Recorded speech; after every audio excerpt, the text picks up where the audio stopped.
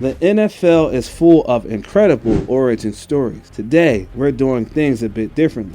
We're not going to talk about the forefront players on the field. We're going to talk about someone who has played a great role off the field, behind the curtain. I'm talking about Joe Douglas, a strapping 6'2" guy. Douglas has an easy smile and an understated air, but don't be fooled by his teddy bear demeanor. He means business.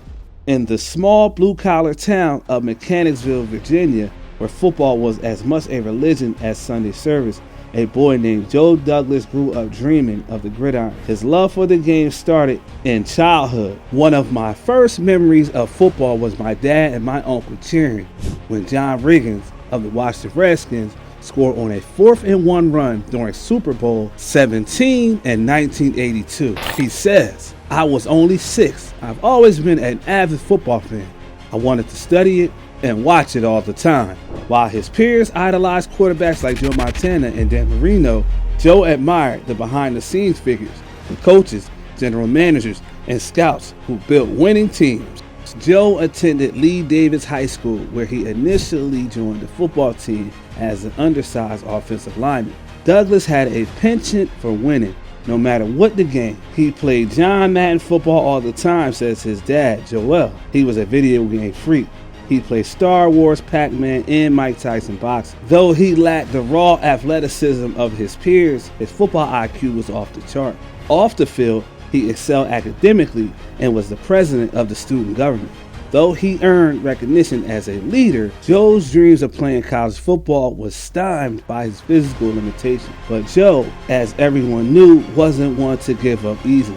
Joe walked on at the University of Richmond, a decision that would test his resilience. While Joe saw limited action on the field, he made a lasting impression in the film room. Coaches often found him diagramming plays and offering suggestions. Realizing he wasn't a numbers guy, after taking some college business courses, he decided to major in speech communication and minor in sports administration, which includes everything from sports marketing to athletic training.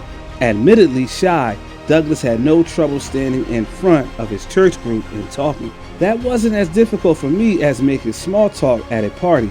He shifted his focus to becoming a student of the game, spending countless hours studying film and learning the nuances of scouting and team building.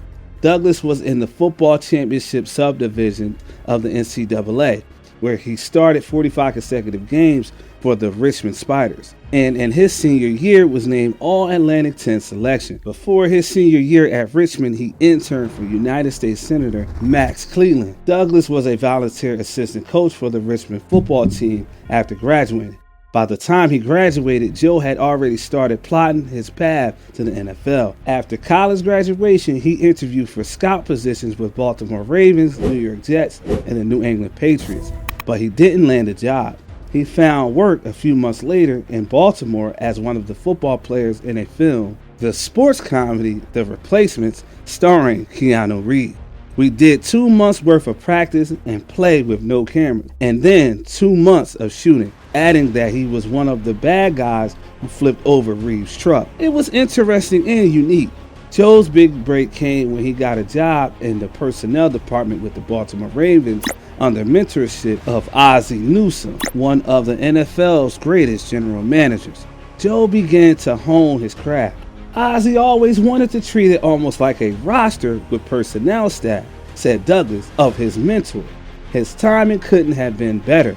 The Ravens were in the midst of building a defensive juggernaut that would win Super Bowl 35. Douglas quickly gained a reputation as a relentless worker. He was the guy who would drive hours to watch a single high school game and pore over film until the early hours of the morning.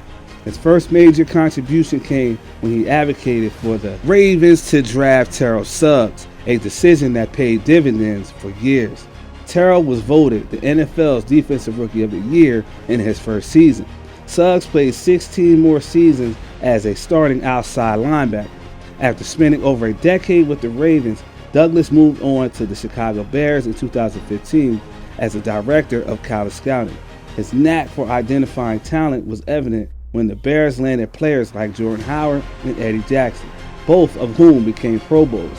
But it wasn't just his eye for talent, that set Joe apart. It was his ability to connect with people. Coaches, scouts, and players alike respected him for his honesty and passion. In 2016, Douglas took on a new challenge as the Vice President of Player Personnel for the Philadelphia Eagles. His work with Baltimore has given him a prestigious reputation in the NFL, and that's what caught the eye of Howie Roseman, Executive President of Football Operations with the Philadelphia Eagles. Roseman brought Douglas into the Eagles' fold this May. He has respect in the league, Roseman says. He's a family man, and he's all about the team and being loyal. He's always been on the radar. Douglas' success and his unbelievable record as an elevator were the perfect fit for the Eagles, Roseman adds. Bring that kind of person in is a no-brainer for us. In 2019, the New York Jets hired Douglas as their general manager, entrusting him to rebuild a franchise that had become synonymous with mediocrity. The challenge was daunting. The Jets had one of the NFL's worst rosters and an impatient fan base desperate for success. Douglas tackled the challenge head-on, especially after acquiring veteran quarterback Aaron Rodgers. But the Jets dismissed general manager Joe Douglas on November 19, 2024, following a series of disappointing performances that led to a 3-8 record at the time of his departure. This decision came 6 weeks after firing of head coach Robert Saleh, indicating a significant organizational shift aided at addressing the team's prolonged struggles. Douglas, who held the GM position for over 5 years, concluded his tenure with a 30-64 record and no winning seasons. Owner Woody Johnson expressed his gratitude towards Douglas, stating, "I want to thank Joe for his commitment to the Jets over the last 6 years and wish him and his family the best moving forward." Despite his professional accolades, Joe remains grounded. Joe Douglas didn't rise to the top of the NFL by accident. He did it through grit, determination, and unwavering belief in the power of teamwork. And in doing so, he not only changed the fortunes of the teams he worked for, but also inspired countless others to chase their dreams with the same relentless spirit. Even though him getting fired was an ugly situation for us all, Joe Douglas has proven over the years that he has made more teams than breaking them. Firing him may have been a momentary good decision on the team's behalf, but a big loss in the long run. What are your thoughts on Joe Douglas? Let us know in the comments below. If you're new to the channel, click on that bell icon to be notified about our latest videos. And as always, stay tuned with NFL Insider.